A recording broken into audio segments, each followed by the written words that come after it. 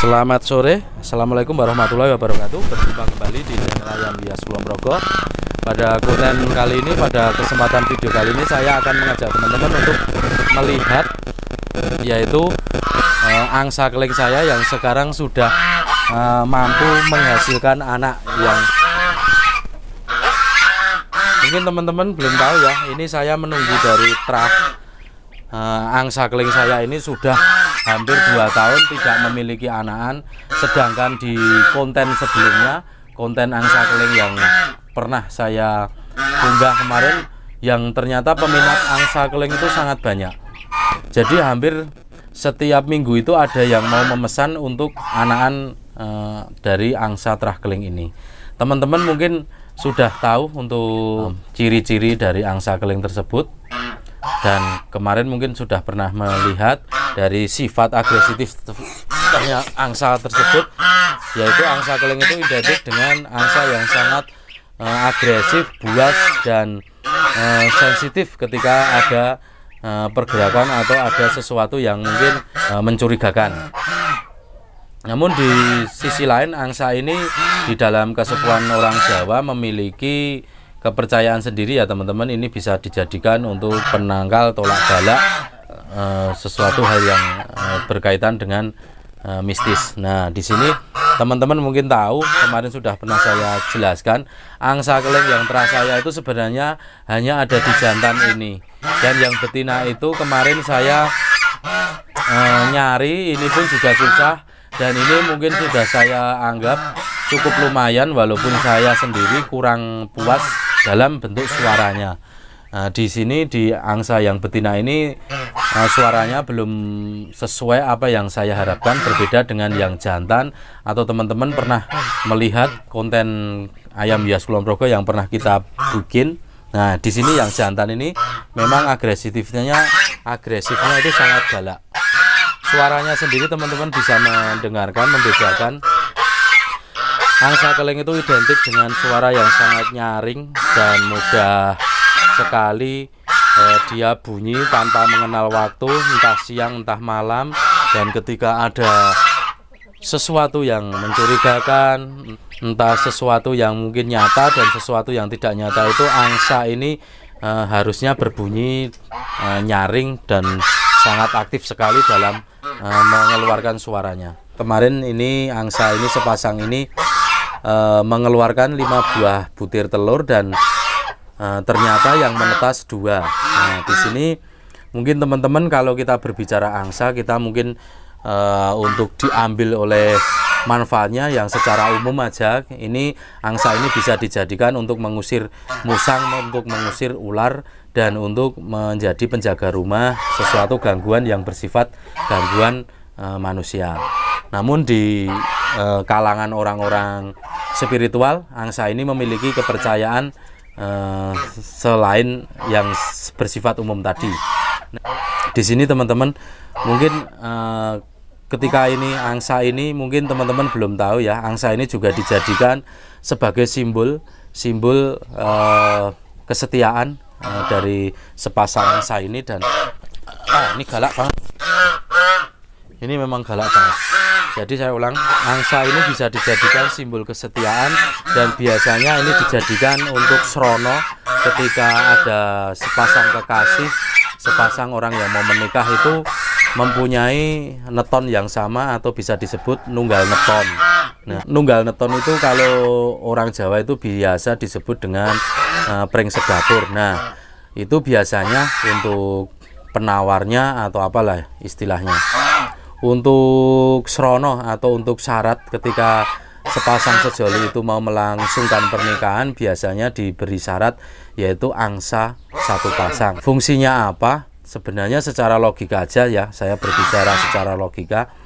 Angsa itu dijadikan sebagai simbol ketika sepasang sejoli tersebut atau orang yang melakukan pernikahan itu nunggal neton atau pring sedapur, itu melangsungkan pernikahan nanti dan berkeluarga. Ketika terjadi apa-apa, kita harusnya ingat dan melihat apa yang kita pelihara itu, yaitu angsa, sepasang angsa. Nah, angsa nanti akan kita, mungkin angsa itu nanti akan diperjelas oleh mungkin orang-orang spiritual, orang-orang yang memang mencarikan waktu dan pantangan dan apa yang diberikan sesepuh setempat, bahwa ketika terjadi apa-apa dalam pernikahan biasanya langsung suruh melihat apa yang dipelihara, yaitu sepasang angsa. Kita harus paham ternyata angsa itu simbol kesetiaan. Karena apa? Mungkin teman-teman belum banyak yang tahu ya, ketika melangsungkan pernikahan itu dengan neton yang sama, dengan kata treng sedapur, itu biasanya rintangan dalam berkeluarga, sifat kerasnya itu nanti sangat sama-sama keras, dan nanti itu biasanya rawan dalam perceraian.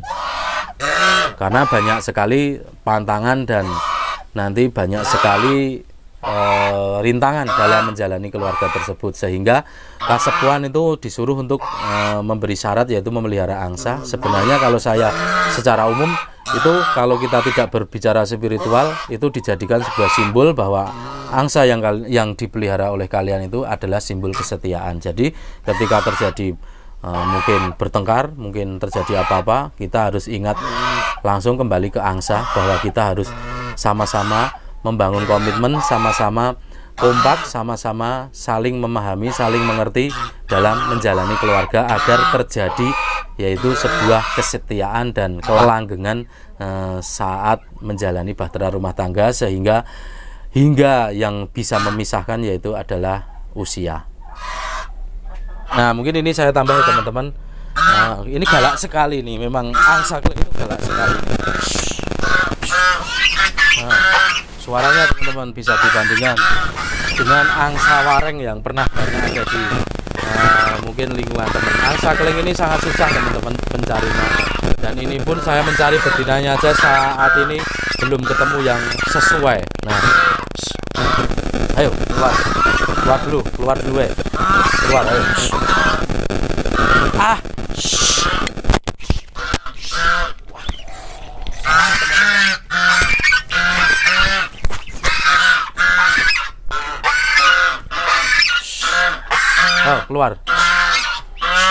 Keluar. Nah, ini teman-teman akan saya tambahin. Nah, ini biasanya untuk laku-laku spiritual itu, atau perkelenian atau dunia mistis, itu biasanya telur yang tidak jadi ini biasanya dijadikan untuk tolak bala, untuk syarat, mungkin ya semacam klenik lah. Ini dijadikan untuk tolak bala, untuk pagar suatu tanah. Nah, mungkin teman-teman belum tahu apa yang dimaksud dari telur kuok angsa tersebut. Telur kuok itu sebenarnya telur yang sudah isi ada anaknya namun tidak menetas. Jadi bukan telur yang kopong atau tidak fertil. Nah, itu yang dijadikan srono atau biasa orang Jawa itu memiliki kepercayaan bahwa telur ini memiliki kodam untuk pagar, untuk penjaga tolak balak dan tolak santet. Biasanya seperti itu. Jadi berbeda ya dari telur kosong yang tidak pernah dibuahi, dan ini telur yang sudah dibuahi namun dia tidak menetas. Dan ini tidak bisa dibuat. Ketika nanti kita dibuat mungkin perjalanan setengah mengeram kok diambil, itu nanti kadar dari mungkin kodamnya sendiri pun berbeda ketimbang dari memang murni tidak menetas. Kemarin saya dapat nasihat bahwa telur yang dijadikan sebagai sarana media klenik untuk ditanam di tanah untuk pagar dan tolak bala itu, ketika nanti anak cucunya yang meneruskan tanah tersebut, rumah tersebut dulu dikasih telur kuok angsa ini, seharusnya ini sudah bisa diangkat atau dibersihkan.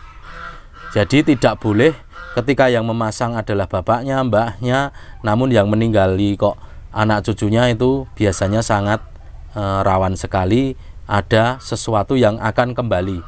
Jadi bukan kok malah jadi tolak balak, namun akan bisa malah menjadi pembawa sial. Nah, mungkin di situ ya teman-teman. Jadi ketika teman-teman masih ada yang menggunakan kepercayaan ya mungkin sebuah klenik, memanfaatkan energi dari kodam telur angsa, jangan sampai kelak ketika teman-teman sudah tua itu jangan sampai lupa menyampaikan kepada anak cucu bahwa di sini ada tanaman atau dulu ditanam, dikubur sebuah telur kuok angsa, karena nanti akan berbeda padal dari orang tua mbahnya, dan nanti anak yang menempati itu padalnya berbeda, sehingga belum tentu telur kuok itu bisa menjadi tolak bala atau penangkal, namun bisa jadi malah itu akan menimbulkan sesuatu masalah yang baru. Jadi harus diangkat, dan biasanya orang-orang itu mengambil atau orang-orang itu mengundang orang-orang yang memang ahli dalam spiritual untuk membersihkan tempat tersebut dari hal-hal semacam itu. Jadi ini tidak bersifat untuk selamanya bagi yang memakainya atau yang ditinggali tanah tersebut yang ditanami telur kuok, namun ini hanya untuk sebatas orang yang menanamnya. Seperti itu ya teman-teman. Ini saya juga ada. Nah, ini biasanya untuk telur Nah, ini biasanya untuk ayam putih mulus ini biasanya dijadikan juga untuk tolak bala. Ini biasanya untuk penyembuhan penyakit. Ini namun kebanyakan pemakainya nanti akan banyak yang menggunakan di bulan Suro.